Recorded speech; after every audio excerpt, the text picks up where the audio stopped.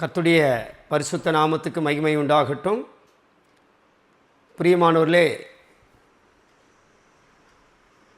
கடந்த ஜூலை மாதம் முழுவதும் கர்த்தர் நம்மளை பாதுகாத்து இந்த ஆகஸ்ட் மாதத்தின் முதல் நாளிலே, இந்த அதிகாலையிலே கர்த்தர் நம்மை கொண்டு வந்திருக்கிறார்.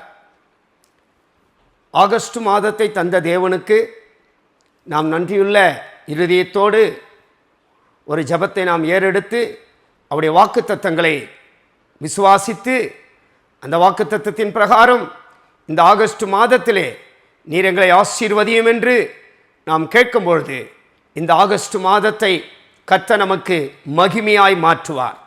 எங்களை அதிகமாய் நேசிக்குதான நல்ல தகப்பனே, இந்த நல்ல வேலைக்காய் ஸ்தோத்திரம்.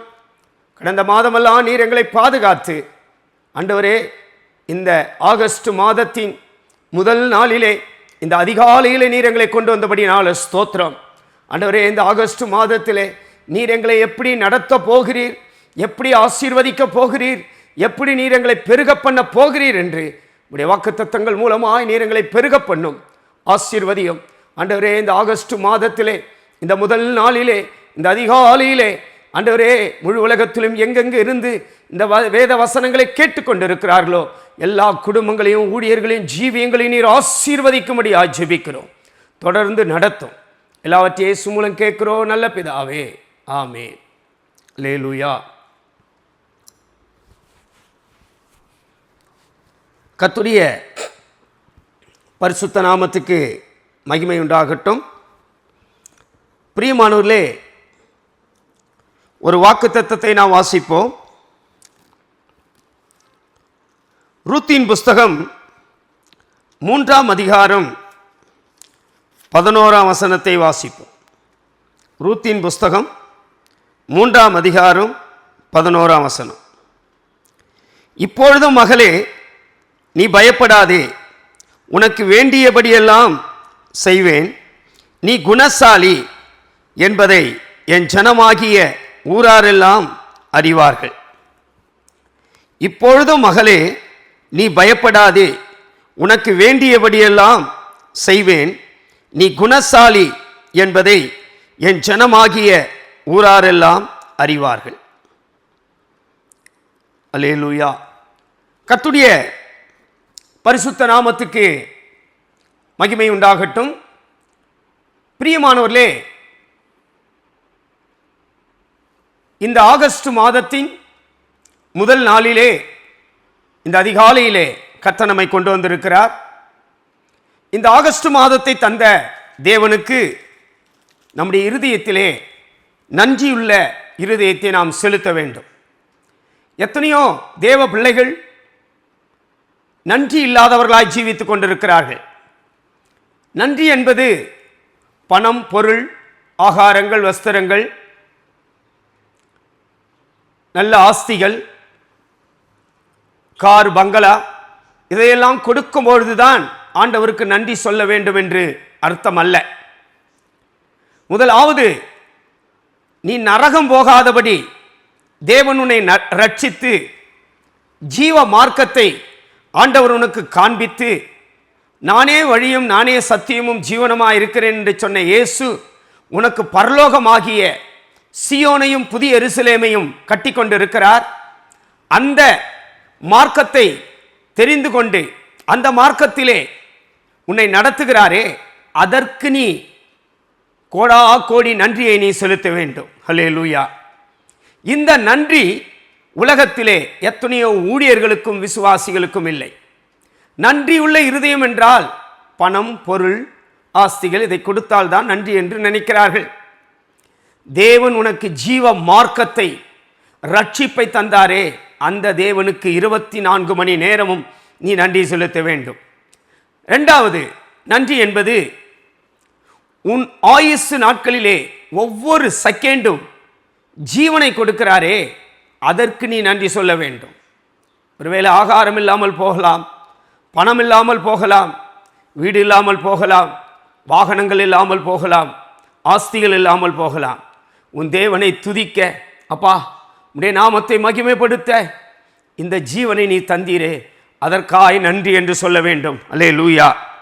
நாம் இங்கே வாசித்த இந்த வேத பகுதியிலே இந்த ஆகஸ்ட் மாதத்திலே கர்த்தருடைய ஆசீர்வாதங்களை நாம் பெற்றுக்கொள்ள வேண்டுமானால் இங்கே படிக்கிறோம். ரூத்தின் புஸ்தகம் 3ஆம் அதிகாரம் 11ஆம் வசனத்திலே, இப்பொழுதும் மகளே நீ பயப்படாதே. முதல் காரியம் பயப்படாதே என்று கர்த்தர் சொல்கிறார். இரண்டாவது, உனக்கு வேண்டியபடியெல்லாம் செய்வேன். இது இரண்டாவது காரியம். மூன்றாவது, நீ குணசாலி. நான்காவது, என் ஜனமாகிய ஊராரெல்லாம் அறிவார்கள். இப்படிப்பட்ட ஆசீர்வாதங்களுக்கு நாம் பாத்திரவான்களாய் மாற வேண்டுமானால் இந்த ஆகஸ்ட் மாதத்திலே தேவ பிள்ளையே, உன்னை பார்த்து கர்த்தர் முதலாவது சொல்லுகிற ஆசீர்வாதம் என்ன தெரியுமா? ஒரு மனுஷனோ, உன்னை பெற்றவர்களோ, உன்னுடைய புருஷனோ, மனைவியோ, பிள்ளைகளோ, தகப்பனோ, தாயோ, உற்றாரோ, உறவினர்களோ யாருமே சொல்லாத ஒரு மேன்மையான வார்த்தையை தேவாதி தேவன் சொல்கிறார். முதல் வார்த்தை, முதல் ஆசீர்வாதம் என்ன என்றால், நீ பயப்படாதே. பயம் யாருக்குள்ளே வருகிறது?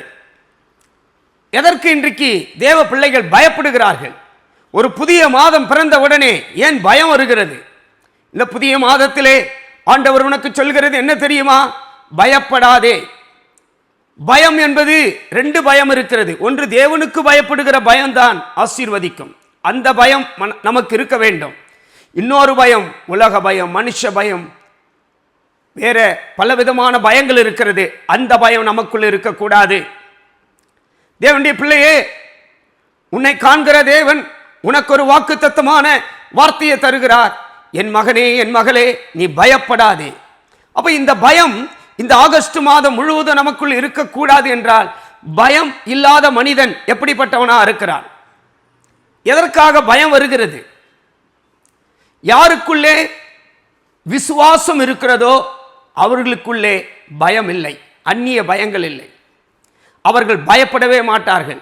என்ன நடந்தாலும் பயப்பட மாட்டார்கள். ஏனென்றால் அவர்கள் விசுவாசம் தேவன் பேரில் இருக்கிறது. என்னை அழைத்த தேவன் உண்மை உள்ளவர், அவர் என்னை கடைசி வரைந்து நடத்துவார். இந்த விசுவாசம்தான் பழைய ஏற்பாட்டு காலத்திலே ஜீவித்த ஆபிரகாமுக்குள்ளே காணப்பட்டது. சபையே, தேவ பிள்ளையே, இன்றைக்கு உனக்குள்ளே அந்த விசுவாசம் இருக்கிறதா? ஆபிரகாம் குறித்து நாம் படிக்கும் பொழுது ஆதியாகமம் 22ஆம் அதிகாரத்திலே அவனுடைய விசுவாசம் குறித்து அங்கே அழகாய் எழுதப்பட்டிருக்கிறது. ஆபிரகாமிடத்திலே தேவன் பேசுகிறார். ஈசாக்கை கொடுத்த தேவன் 100 வயது ஆன பிற்பாடு ஈசாக்கை கொடுத்து மறுபடியும் ஆபிரகாமிடத்திலே தேவன் பேசுகிறார். உன் புத்திரனும் உன் ஏகசூதனும் உன் குமாரனும் ஆகிய ஒரே மகனை எனக்கு மோரியா பர்வதத்திலே, நான் குறித்த பர்வதத்திலே கொண்டு போய் அவனை எனக்கு பலியாய் நீ கொடு. இப்படிப்பட்ட வார்த்தையை கேட்ட ஆபிரகாம் பயப்படவில்லை, விசுவாசத்தோடு போகிறான். பயம் யாருக்குள் வருகிறது?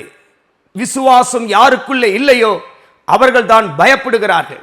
இந்த ஆகஸ்ட் மாதத்திலே நீ ஆண்டவரை விசுவாசிக்கிறாயா? ஆண்டவர் மேலே உனக்கு விசுவாசம் இருக்கிறதா? ஆண்டவருடைய வசனங்களை நீ விசுவாசிக்கிறாயா?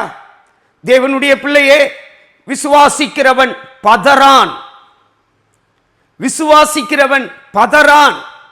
ஆபிரகாமுடைய விசுவாசங்களை பாருங்கள். ஆண்டவர் பேசின உடனே எழும்பி சேனங்கட்டி கழுதைகள், விறகுகள், நெருப்பு, குமாரன், வேலைக்காரர் எல்லாரையும் கூட்டிக் கொண்டு பயப்படாமல் விசுவாசத்தோடு மோரியா பர்வதத்தை நோக்கி அவன் கடந்து போய் கொண்டிருக்கிறான்.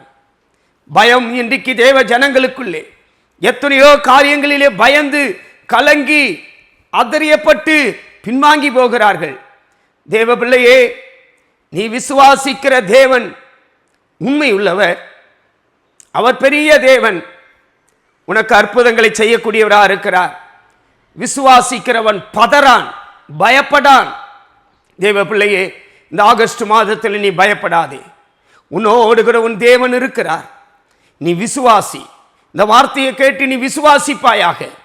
ஆபிரகாம் மோரியா பர்வதம் வரைக்கும் போகும்போது குமாரன் கேட்கிறான், தகப்பனே, விறகுகள் இருக்கிறது, கத்தி இருக்கிறது, பலிக்கு ஆட்டுக்கடா எங்கே என்று. அப்பொழுது விசுவாசித்த ஆபிரகாம் சொல்கிறான், பயப்படாமல் சொல்கிறான், தேவன் பார்த்து கொள்வார். அப்படியேதான் போரியா பர்வதத்திலே நடந்தது. இன்றைக்கு தேவ ஜனங்களுக்குள்ளே விசுவாசம் இல்லை, தைரியம் இல்லை, பயப்படுகிறார்கள். தேவன் பார்த்து கொள்வார், தேவன் நடத்துவார், தேவன் கடன் பிரச்சனையை தீர்ப்பார், தேவன் ஆகாரங்களை கொடுப்பார், தேவன் ஃபீஸ் கட்ட பணங்களை கொடுப்பார். இப்படிப்பட்ட தைரியம் எத்தனையோ தேவ பிள்ளைகள் இல்லாமல் பயம் பயம் பயம் பயம் பயத்தினாவினாலே போவாஸ் ரூத்தை பார்த்து சொன்ன வார்த்தையை தான் இந்த ரூத்தின் புஸ்தகத்திலே நாம் படித்தோம். அந்த போவாஸ் தான் நம்முடைய கர்த்தராகிய இயேசு கிறிஸ்துவுக்கு நிழலாட்டமா இருக்கிறது. அந்த ரூத்து தான் புதிய உடன்படிக்கை சபைக்கு, மணவாட்டி சபைக்கு நிழலாட்டமா இருக்கிறது. நீ பயந்து ஜீவித்தால் இந்த உலகத்தை ஜெயிக்க முடியாது, பிசாசை ஜெயிக்க முடியாது, மாம்சத்தை ஜெயிக்க முடியாது. தேவனுடைய பிள்ளையே, ஆபிரகாம் குமாரனிடத்தில் சொல்கிறார், தேவன் பார்த்து கொள்வார். இன்னும் கொஞ்ச தூரம் போய் மோரியா பர்வதம் மேலே ஏறுகிறதுக்கு முன்பதாக வேலைக்காரரிடத்தில் சொல்கிறான் ஆபிரகாம், நீங்கள் இங்கேயே இருங்கள், நானும் என் குமாரனும் போய் அவ்விடம் மட்டும் போய் தேவனை தொழுது கொண்டு திரும்பி வருவோம். இது ஒரு தைரியமான வார்த்தை. அங்கேயும் ஆபிரகாம் பயப்படவில்லை, விசுவாசத்தோடு பேசுகிறான்.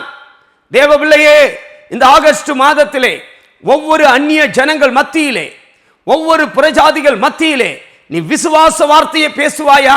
பயப்படாமல் பேசுவாயா?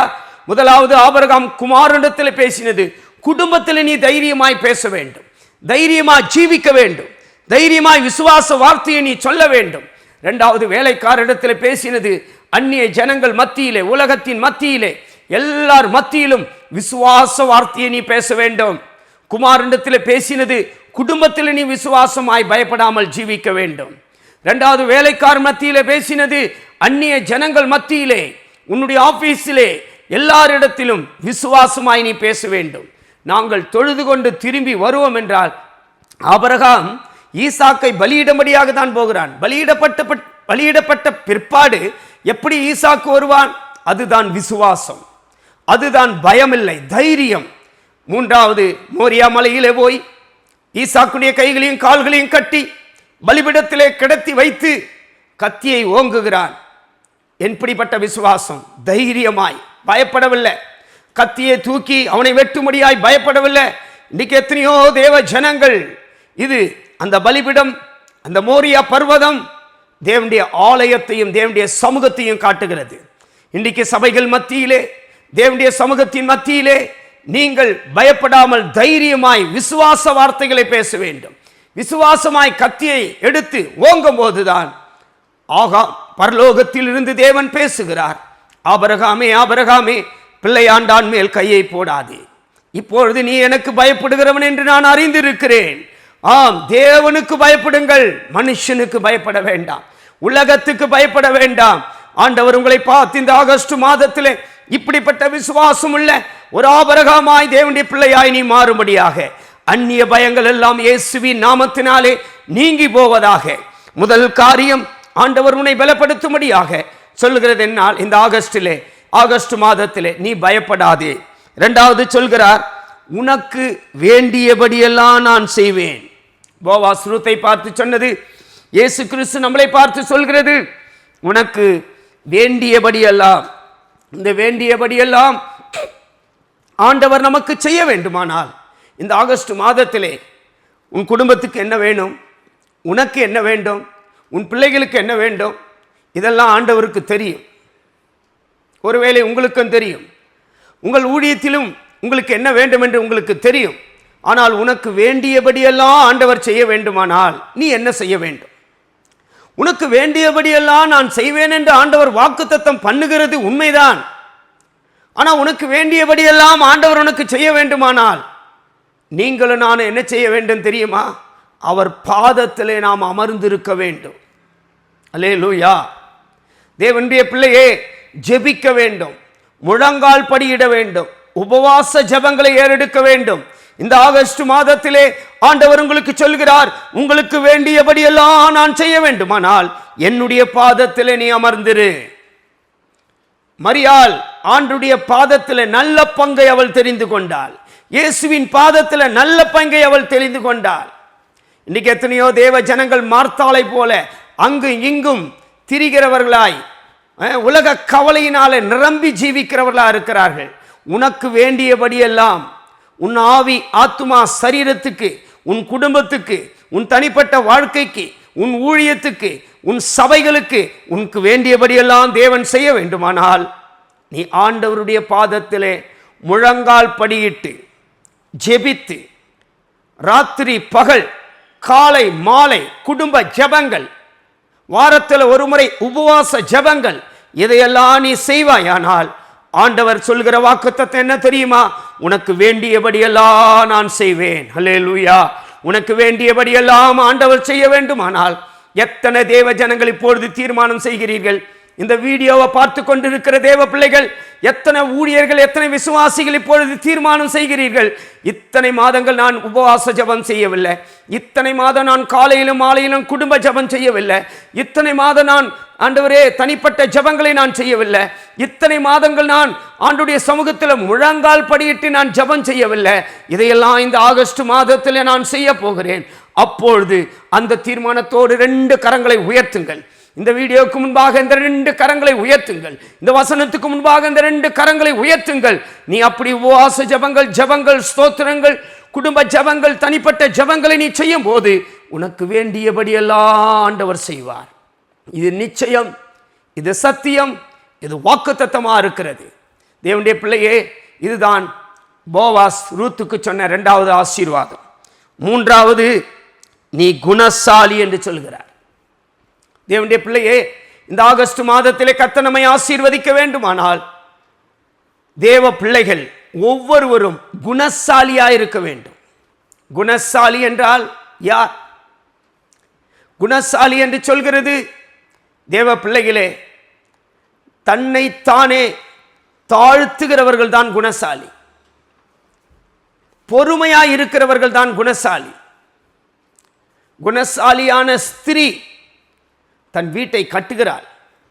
இன்னும் குணசாலி என்று சொன்னால் தாழ்த்துகிறவர்கள், பொறுமையாய் இருக்கிறவர்கள், ஞானம் உள்ளவர்கள்.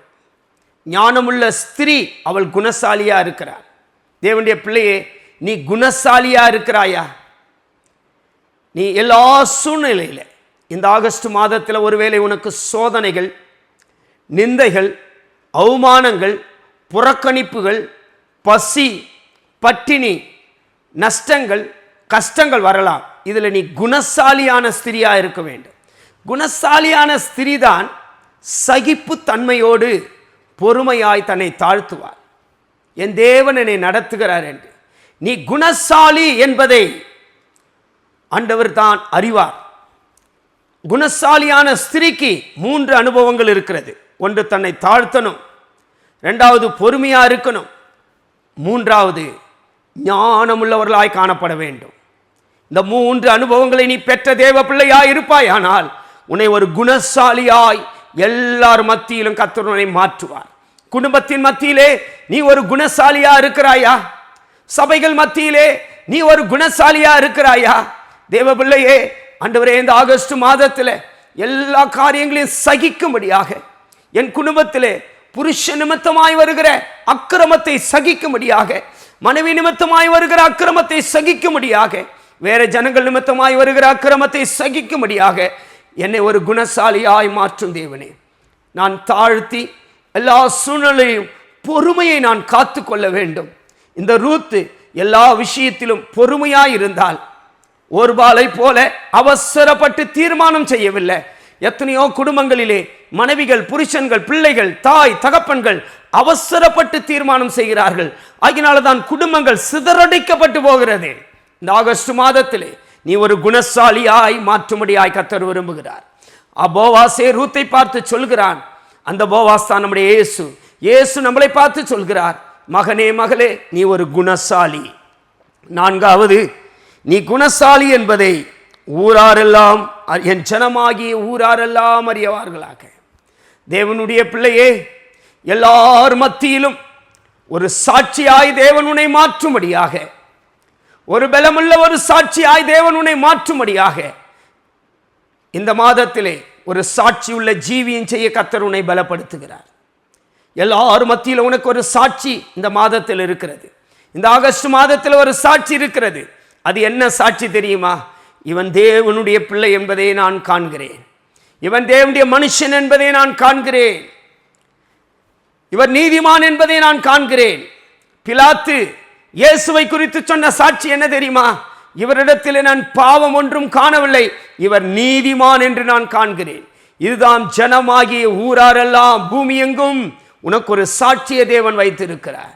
நீ பயப்படாமல் விசுவாசத்தோடு ஜீவியம் செய்தால், நீ ஜெபம் செய்தால், நீ குணசாலியாய் தன்னை தாழ்த்தி பொறுமையோடு தேவனுடைய சமூகத்தில் ஞானமுள்ள ஒரு மனுஷனாய் காணப்பட்டால் ஊராரெல்லாம் உன்னை குறித்து சாட்சி கொடுப்பார்கள். ஆகினால்தான் அப்போஸ்தலர் 2 அதிகாரம் 1 பரிசுத்த ஆவி உங்கள் மேல் வரும்பொழுது பலனடைந்து எருசலேம், யூதேயா, சமரியா பூமியின் கடைசி வரிந்து எனக்கு சாட்சிகளாயிருப்பீர்கள். தேவனுடைய பிள்ளையே, கடைசி வரிந்து கர்த்தர் உன்னை நடத்துவார். நீ பயப்படாதே. எல்லார கண்களை மூடுங்கள். இந்த ஆகஸ்ட் மாதம் கடைசி வரைக்கும் கர்த்தர் உன்னை நடத்துவார் என்று வாக்குத்தத்தம் பண்ணியிருக்கிறார்.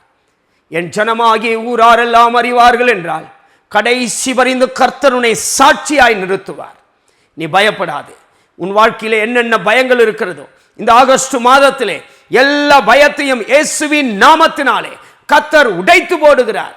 ஒரு தைரியத்தை கர்த்தர் உனக்கு தருகிறார். ஒரு விசுவாசத்தை உனக்கு தருகிறார். ஆபிரகாமுக்கு கொடுத்த ஒரு தைரியம், விசுவாசம் இன்றைக்கு உன் குடும்பத்துக்குள்ளே வருவதாக. அது மாத்திரமல்ல, உனக்கு வேண்டியபடி எல்லாம் செய்வார். நீ முழங்கால் படியிடு, உபவாச ஜெபம் செய். அந்த தீர்மானத்தை இப்பொழுது நீ செய்வாயாக. இந்த ஆகஸ்ட் மாதத்தின் அதிகாலையில் நீ செய்வாயாக. நிச்சயமாய் கர்த்தர் உன்னை நடத்துவார். 3வது, நீ குணசாலியாய் மாற்றப்படும்படியாக. ஆண்டவரே, எங்களை அதிகமாய் நேசிக்குதான நல்ல தகப்பனே, இந்த ஆகஸ்ட் மாதத்தை உடைய கரத்தில் ஒப்பு கொடுக்கிறோம்.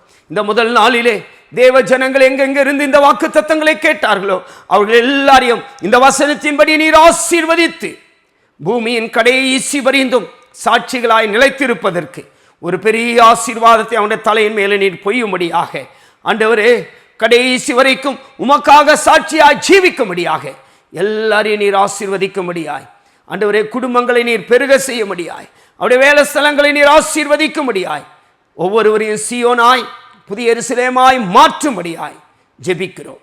எல்லாவற்றையும் இயேசு மூலம் கேட்கிறோம் நல்ல பிதாவே, ஆமென்.